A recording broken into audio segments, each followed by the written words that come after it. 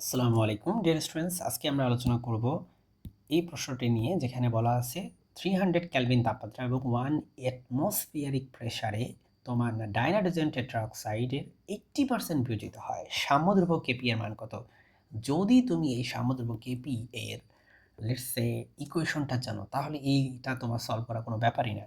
কিন্তু যদি সামহাও তুমি এই কেপির এক্সপ্রেশনটা না জানো, সেক্ষেত্রে ভাই তোমাকে সেটা প্রমাণ করে আসতে হবে, যেটা বেশি একটা সময় লাগবে না, 5 মিনিট লাগবে এক্সট্রা। সো যদি তোমার মুখস্থ থাকে হুইচ ইজ গ্রেট, মুখস্থ না থাকলেও সমস্যা নেই, করে দিবা। সো আমি কিন্তু অলরেডি তোমাদের আগের ভিডিওতে এটার প্রমাণ করে দেখাইছি। আশা করি তুমি সেই প্রমাণটার ভিডিওটা দেখছো। তুমি যদি না দেখে থাকো, তোমাদের এই চ্যাপ্টারের যে প্লে লিস্ট আছে সেখানে পেয়ে যাবা। আর যদি তুমি পেইড ব্যাচে হও, সেখানে তো তুমি এমনিতেই এটা পেয়ে যাবা। সো তোমার কেপি হচ্ছে এটা, এটা হচ্ছে কেপি। সো বেসিক্যালি আমি জাস্ট কপি পেস্ট করবো এখন এখান থেকে নিয়ে, বিকজ আমি যেহেতু এটা আগে প্রমাণ করছি, এটাকে আরও একবার প্রমাণ করার আসলে সম্ভব না, বিকজ তাহলে মানে আমার যে মূল ভিডিওটা সেটা অনেক বড় হয়ে যাবে। সো আমি এখানে লিখব যে কেপি, কেপি সেটা জাস্ট আমরা জানি দিয়ে লিখে ফেলবা।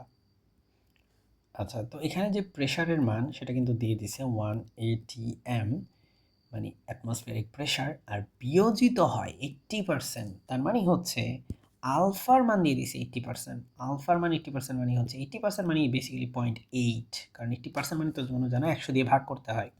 সো তুমি জাস্ট মানগুলো বসো, তাহলে কিন্তু তোমার এই ম্যাথ শেষ। 4 into 0.8 square into 1 divided by 1 minus 0.8 square, এইটা হচ্ছে ভাই আমার কেপি। ঠিক আছে, এইটা হচ্ছে কেপি।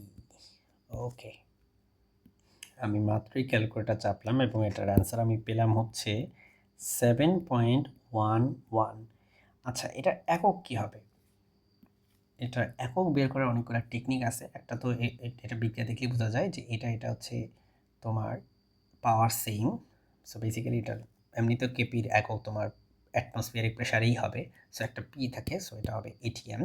এই একটা ওয়ে। আর একটা হচ্ছে বিক্রিয়া দেখে বোঝা। বিক্রিয়াতে যদি তুমি একটু তাকাও তাহলে দেখো এই পাশে মোল সংখ্যা হচ্ছে তোমার 2, এদিকে হচ্ছে 1, আর 2 থেকে 1 বাদ দিলে হয় হচ্ছে 1। সো 1 মানে হচ্ছে বেসিক্যালি এটিএম। যদি 1 হয়ে যদি 2 হইতো তাহলে এটা হইতো এটিএম স্কোয়ার। যদি -2 হইতো তাহলে হয়তো পার এটিএম স্কোয়ার, পার এটিএম স্কোয়ার বা এটিএম ইনভার্স 2।